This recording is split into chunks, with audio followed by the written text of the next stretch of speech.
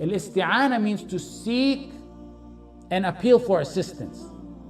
And it's usually in general matters where no evil has touched you, nor do you expect that. Isti'ana is usually in general matters where there's no evil that has touched yet, nor do you expect it. You don't expect evil.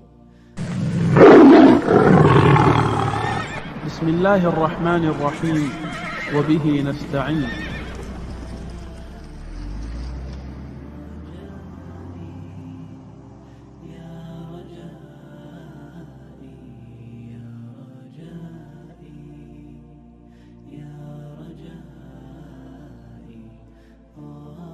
You need isti'ana in Allah in everything, whether it may be doing the ordains, or whether it may be isti'ana in Allah and leaving the prohibitions, or whether it may be in patience during the trials of this life. You need isti'ana not just in this life, you need isti'ana in the life after, and in the grave, and on the judgment day. No one will assist you with anything but Allah subhanahu wa ta'ala. Whoever seeks the assistance of Allah subhanahu wa ta'ala, Allah will aid him. This is why you may now know why we must say as a fard from Allah subhanahu wa ta'ala, إِيَّاكَ نَسْتَعِينَ 17 times by fard in our salah. إِيَّاكَ نَسْتَعِينَ إِيَّاكَ نَعْبُدُ وَإِيَّاكَ نَسْتَعِينَ. You alone we worship, and you alone we appeal for aid. When Ibn Abbas radiallahu anhuma was riding with the Messenger sallallahu alayhi wasallam, and the Messenger began to teach him as a young little boy. The Messenger took the opportunity while Ibn Abbas was riding with him to teach him. He told him in the hadith, يا غلام إني أعلمك كلمات يا غلام إني أعلمك كلمات احفظ الله يحفظك احفظ الله تجده تجاهك إذا سألت فاسأل الله وإذا استعنت فاستعن بالله واعلم أن الأمة لو اجتمعت على أن ينفعوك واعلم أن الأمة لو اجتمعت على أن ينفعوك بشيء لم ينفعوك إلا بشيء قد كتبه الله لك وإن اجتمعوا على أن يضروك بشيء لم يضروك إلا بشيء قد كتبه الله عليك رفعت الأقلام وجفت الصحف. This is actually one of my favorite hadith. This hadith, I don't know, I can't see how anyone can go on his day-to-day life or his lifetime without at least keeping the meaning of it between his eyes. It's a hadith one can literally write several volumes on its explanation, or give a series of lectures on it without no exaggeration. It's a hadith that establishes tawakkul and isti'ana, and it puts one at ease and peace of mind. The author chose the statement that pertains to our issue here. Out of that hadith he chose, إِذَا اسْتَعَنْتَ فَاسْتَعِنْ بِاللَّهِ. If you seek aid and assistance, seek it from Allah alone. If you seek aid and assistance, seek it from Allah alone. We're poor to Allah. We're poor to Allah. We're weak to Allah. We're therefore always in need of Allah's aid and support. So the hadith says, turn to Allah in isti'ana.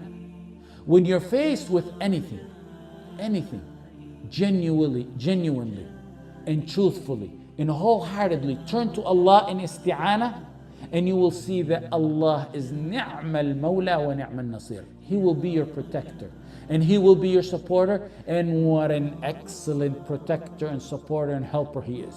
Turn to Allah. Turn to Allah sincerely in your matters, from the beginning of your matters to the end, from the start of your matters to the end. What I mean by that is, don't go seeking every single means and remedy. Then when you hit a dead end and everything, then you go turn to Allah. Allah will then accept you, of course. But make it a habit to turn to Allah from the start of your matters, from the start of your life. Meaning, you teach your kids, make isti'ana in Allah the first of your choices. And you will see, wallahi, Allah will not let you down. He will make you happy and content. He wouldn't let you down in a matter you do isti'ana in Him even if the universe with its might and everything in it collaborated against you. That's only when you do the proper isti'ana in Him. in Him, the Tawheed, have the pure Tawheed in your isti'ana. That's why we learned isti'ana, and that's why we learned the conditions of isti'ana. Because in order to get Allah's aid, you have to fulfill the conditions, like we mentioned. Amongst them is submission, tawakkul, certainty. We mentioned those. Have certainty in Allah while you do your isti'ana in Him. Didn't we say the worships of the heart, some of them are intertwined with each other? Like Ibn al-Qayyim rahimahullah said, work on perfecting the conditions of your isti'ana. That's what we want to achieve. If you knew a king somewhere, a wealthy, powerful king, and he promised to protect you, or you knew some billionaire who was generous to you, anything you wanted, you just go and he'll fund you, would you ever be scared over your security or your salary or your job? It's the king. وَلِلَّهِ الْمَثَلُ الْأَعْلَى. It's the king of all kings. And it's the one who owns the treasures of the heavens and the earth. When you say ista'antu billah, don't say it on the tip of your tongue, just something coming out of your tongue. Say it wholeheartedly and believe in it in full confidence in the one who you're seeking aid from, and you will see the results. If Allah aids you, rest assured, you've been truly aided. And if He forsakes you, who is there after Him that can aid you and support you? Who other than Allah can support you if Allah doesn't support you? Isti'ana returns upon you in this life with an honorable life. You live your life. If you have isti'ana, you will have an honorable, noble life. And then the high ranks of Jannah in the Akhirah, the ultimate goal. That's the fruit of Tawheed. You need to feel it in this life before the Akhirah.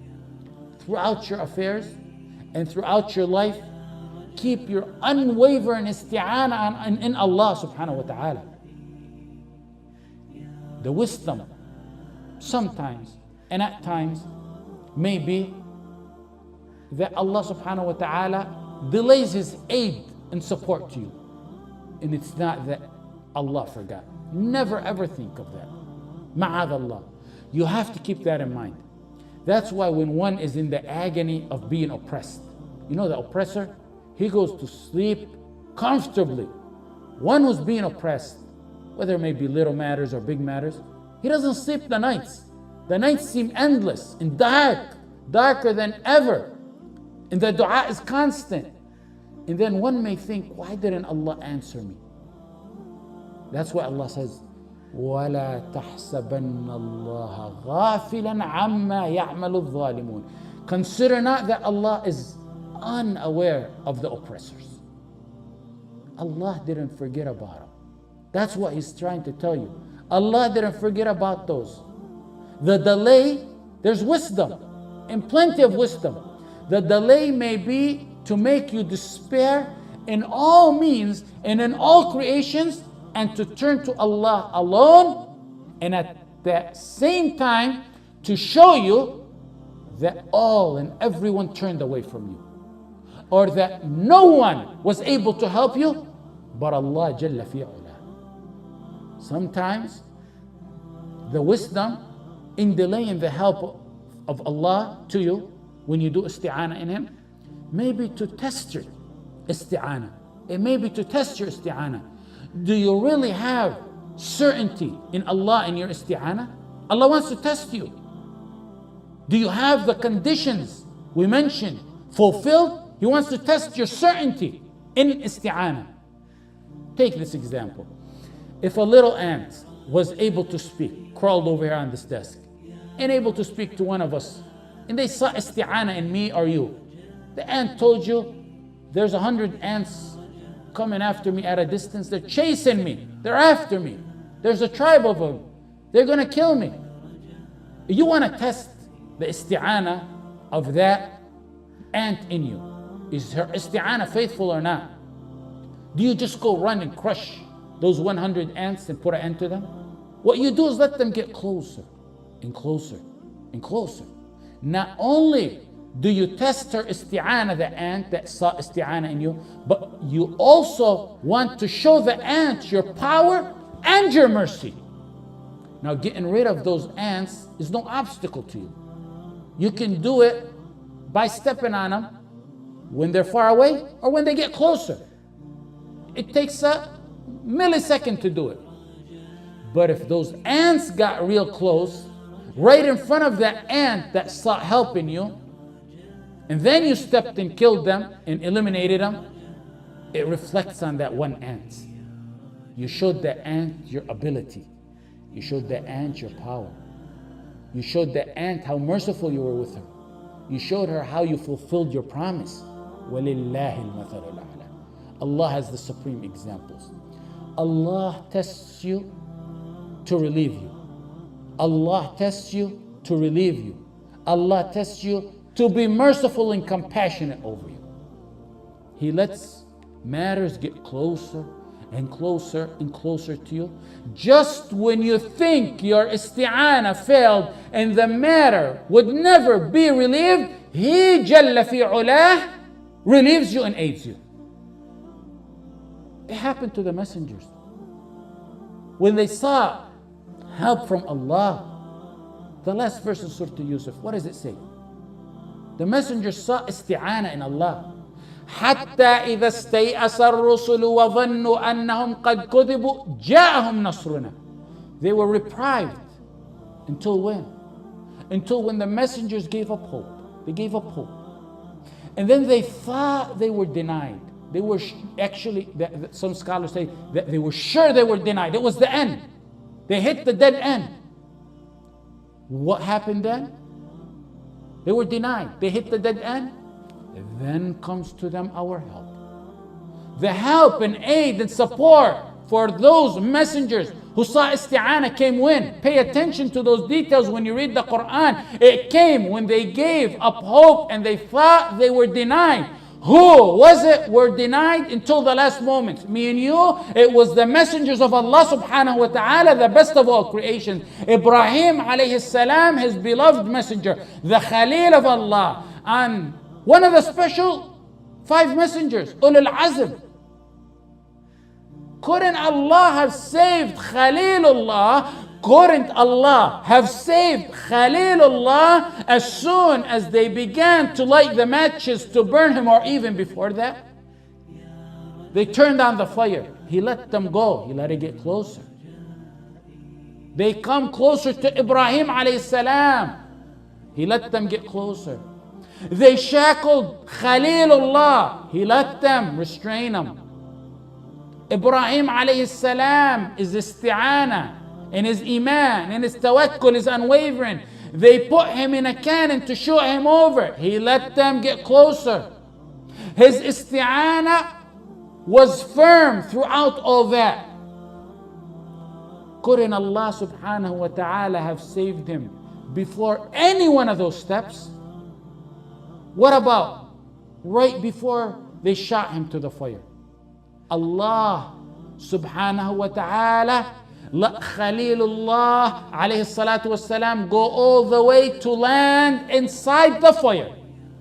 He tests and he delays his help and support, his aun to you, to show you his power, to show you his mercy, to show you his love. When he relieves you, you're going to be happier and more well off than you were before if you had the true isti'ana. He tests you and lets it get closer because he wants you to be unwavering in your yaqeen, in expecting Allah's aid. Allah's aid.